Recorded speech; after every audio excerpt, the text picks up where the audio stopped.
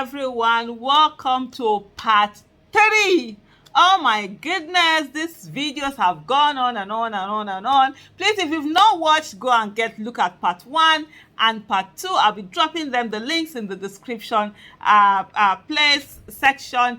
And so it's been really interesting just hearing all of these things. But one of the things that everyone knows is that Mr. Peter Obi is the real deal in Nigeria today, and they can't help but just keep talking about Mr. Peter Obi. We've been looking at the interview that was done by Mr. Kassim Afegbua, one of APC chieftain. He used to be in PDP, but of course now he is in APC, and he's doing everything to defend what cannot be defended, to defend the failure of the APC government. And in doing so, of course, is to always shift the blame and make Mr. Peter Obi responsible for all the failure that they have been doing. But I think at this moment, let's listen to a particular clip from Mr. Afegbua, and we'll continue with the analysis.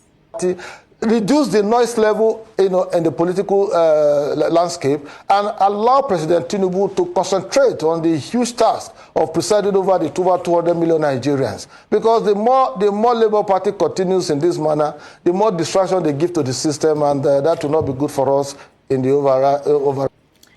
Yes, he's saying that Mr. Peter Obi should reduce the noise level. In other words, they want Mr. Peter Obi out of sight so that he will not keep on showing how much of a failure that they are. In what way is Mr. Peter Obi holding Tinubu and preventing Tinubu from performing or doing what he's supposed to do? I think the APC people forget that propaganda is not governance. There's difference between propaganda and governance, and right now they haven't actually focused on that thing that is supposed to be governance. So I don't know what is their problem. Mr. Peter Obi going around shouldn't be their problem. They should be focusing on the kidnappings, on the inflation, high cost of living, the hunger in the land, the insecurity in the land, the fact that our national grid is always, collapsing every second. These are things that they should focus on, and not just on Mr. Peter Obi. I think we'll go on to listen to the next clip. You about certain of the scenarios. You were just saying that the Labour Party, or Peter Obi in particular, is distracting the president from doing his work. Can you go into detail exactly of what is the issue with the Labour Party distracting the APC or the president from getting things done? You see, democracy flourishes in an atmosphere of political stability and tranquility. As a president of the country, he will be getting his security report every day. Have you forgotten that just barely 2 weeks ago, Labour Party office was invaded? The Nigerian Labour Congress also reportedly made an invasion also. And so there have been quite a number of crises. There are accusations and counter-accusations. Those are not the kind of noise we want to be hearing. Those are not the kind of stories we want to be hearing.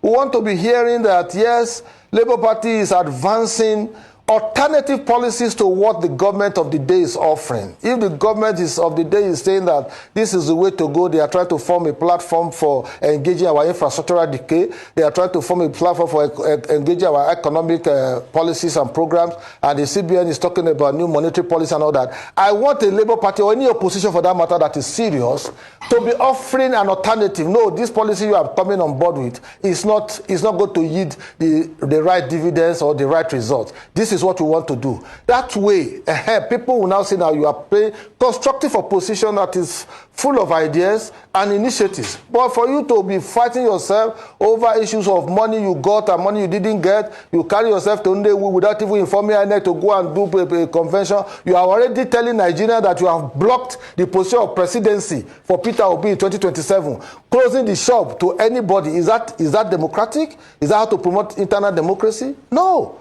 So the point is, Labour Party as an opposition must go and learn all those rudiments of what are it. Okay, very interesting points out there that he has pointed out, and and it's honestly just so funny. I can't imagine that I'm actually listening to Kassim Afegbua. No, no, no, I can't imagine. I mean, there are certain things they will send you to do, and you just say, "No, I'm not gonna do it." Nah, even if you're nah, I don't big personally do those kind of thing because the conversation is just something else. So, what is the distraction? What you're talking about? Political stability and tranquility, security reports on Labour Party. So he's getting security reports on Labour Party. He's not getting security reports on the hunger in the land. He's not getting security reports in the killings in the land. He's not getting security reports on the fact that trucks can't move freely in Nigeria now, especially trucks that are carrying food and things like that. Trucks are constantly being attacked. People's warehouses are being attacked. People are carrying away food from there. All of these things are not security reports. Corruption that is happening in the government are not security reports that he's receiving. You know, all of this thing, it is Labour Party that they are looking for a security report, and they want them to do alternative policing and give them constructive criticism. The same constructive criticism that they give you refuse to listen. There's one thing I've always said in my numerous videos, the fact that Mr. Peter Obi, whenever he talks about issue, he put that how it's supposed to be done. No, they will come out and accuse him and insult him and call him Onitsha. How did they even put it? Onitsha trader, be an Onitsha economist and whatever like that. He knows nothing. And then you want to be the one to control the narrative, what he does, how he does it, and when he will do it. No, sorry, you can't. You did that with PDP. Go stay with PDP's opposition and the way that they will do things the way that you want it to go. But there was something quite interesting. There was something quite interesting. I think, and I think if I'm not mistaken, I might have caught it in the next clip that is going to happen. Let me play the next clip and see if it's there. Even if it's not there, I'm gonna come back and talk about it. There was something very, very interesting there for me. Money you didn't get, you carry yourself to Ndewu without even informing INEC to go and do a convention. You are already telling Nigeria that you have blocked the position of presidency for Peter Obi in 2027, closing the shop to anybody. Is that democratic? Is that how to promote internal democracy? No. So the point is, Labour Party as an opposition must go and learn all those rudiments of what a typical opposition should do in the period of a ruling party presiding over the country, so that when they are making interventions, there will be interventions that are rich in terms of knowledge, that are rich in terms of content, that are constructive. And okay, fantastic, Mr. Intervention that is looking for intervention in terms of knowledge, rich in content. Why don't Afegbua do this thing for APC? Since you are there with them, you're one of them. Do give them the intervention so that they will stop failing. Because this failure is affecting everyone. Everything has scattered. The nation, everything you can think about, from our currency, our passport, our everything you can think about. But the particular point I said earlier on in the other video, and which in this clip comes out very well, is where he talked that is this democracy, is this democratic, that the Labour Party have said that they've blocked the space for Peter Obi, that when it comes to 2027 election, it's Mr. Peter Obi that is going to, contest on their platform as the Labour Party. No other one, since they've done it at the convention. But guess what?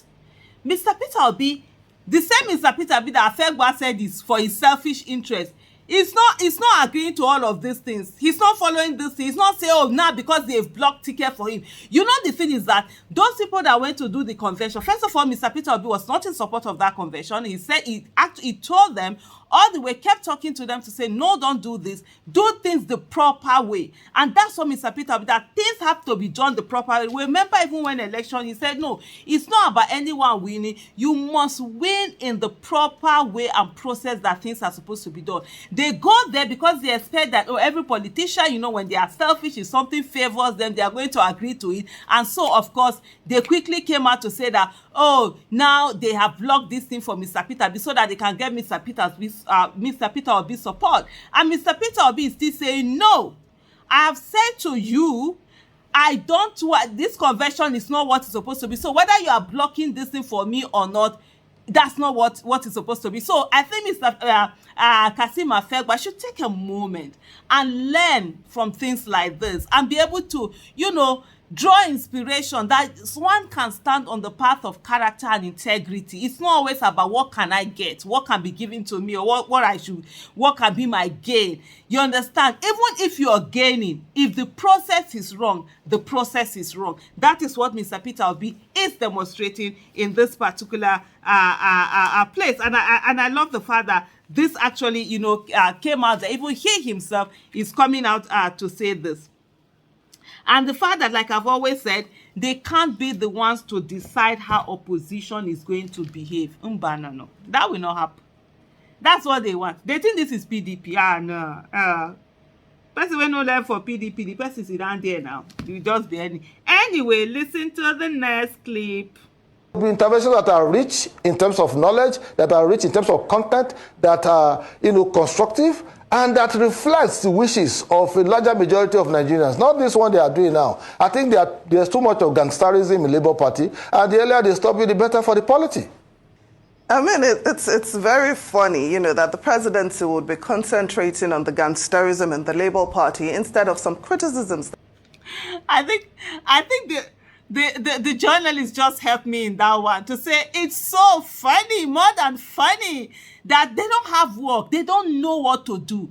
I mean, Tinubu, that they said is the master strategist, happen to have no strategy. They keep telling us for over 20 years he was working to be president, working to be a failure, because this can never be working to be president. Nothing upset. So they are focused more on Labour Party rather than doing the needful. And, in spite of rigging the election, they've not been able to do anything that the people will be able to say, okay, he didn't win, but nothing like that. They are more interested whether there's gangsterism in Labour Party or there is no gangsterism in Labour Party. And then it's just comical, honestly. Let me just move on to the next clip.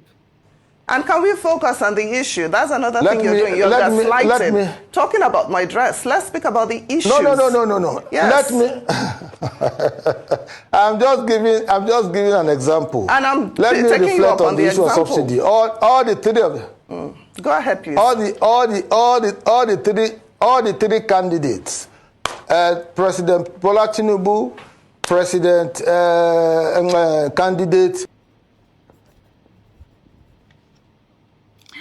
Oh my goodness. So I think I didn't take in that other clip where he was talking about opposition, that they are just doing opposition, that is just like saying her dress, it should be longer and all of that. Just gaslighting. And I love the fact that this journalist just refused to allow him get away with it. But anyway, let me tell Mr. Kassim Afegbua the word that he was looking for.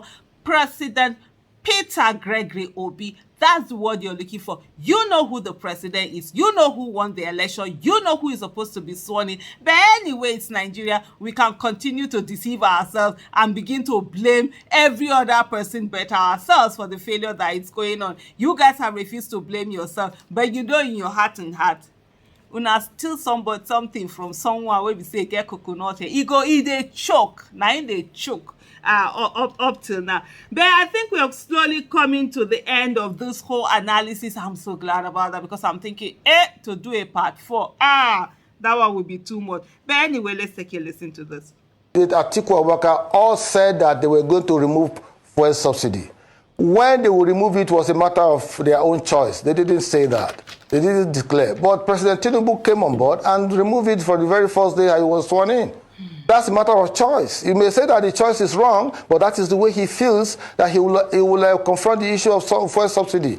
And we have been contending with that. Whether we like it or not, there is improved revenue that is going to the state and local government. Attention should not be shifted from the opposition to those monies allocations that are going to local government, and see whether the chairmen are actually getting it, or whether the governors are arresting those allocations midway, so that the government can be closest to the people through the local government. Then the state government should also be doing something with the increased allocation. And when you look at how much they are sharing per month in terms of federal allocation, it has never happened like that in the history of this country. And yet, governors are not doing enough to translate what they have in allocation to something reasonable for the people to benefit from. That should be the attention or the responsibility of those who want to criticize, to say this so money is coming to state governors. We are not seeing the results. Some governors are even complaining that they can't pay minimum wage. Well, some are already saying that no, it will be too heavy on them and all of that. Afegbua. But there's so much that is going. Yes, please. Thank you. We have overextended our time for this quite memorable. Oh my goodness. No. That was a very nice way of saying we know just anyhow. But anyway, I think doesn't have a quite an choice. interesting interview. So if you're bringing a policy now and you are the person that's telling me, wait, Hello, please drop your phone. Why? Why are you snapping me? I'm not snapping you. I'm Hello, recording what you're listen to me. saying. So what are you recording? Hello, listen to me. You said it And I now. think it is not the business of the opposition. And tell her not to record me. Why would she be recording me when I'm hello, please hold on. Record it.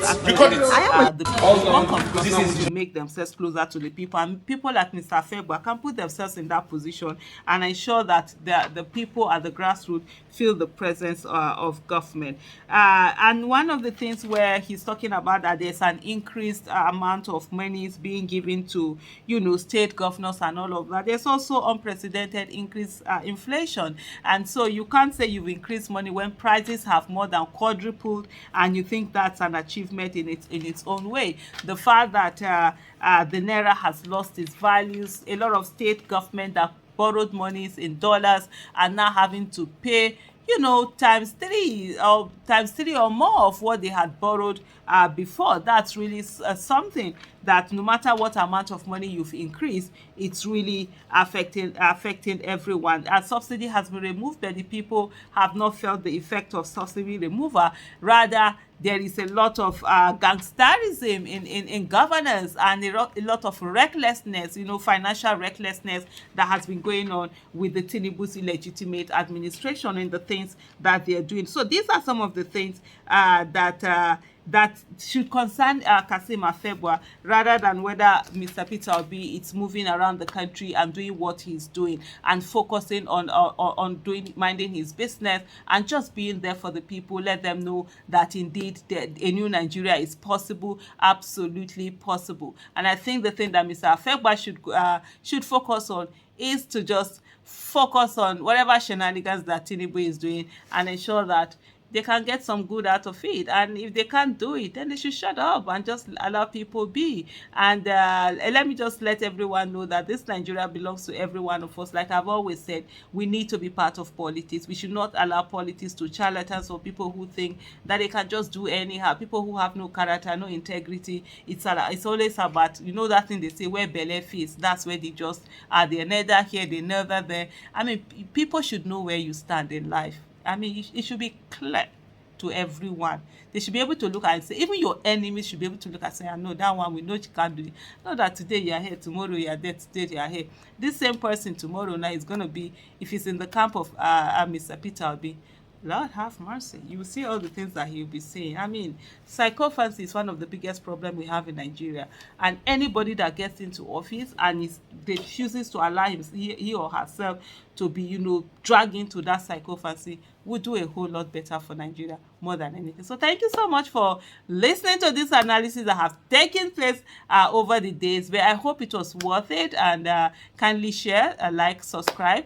Thank you so much. Bye.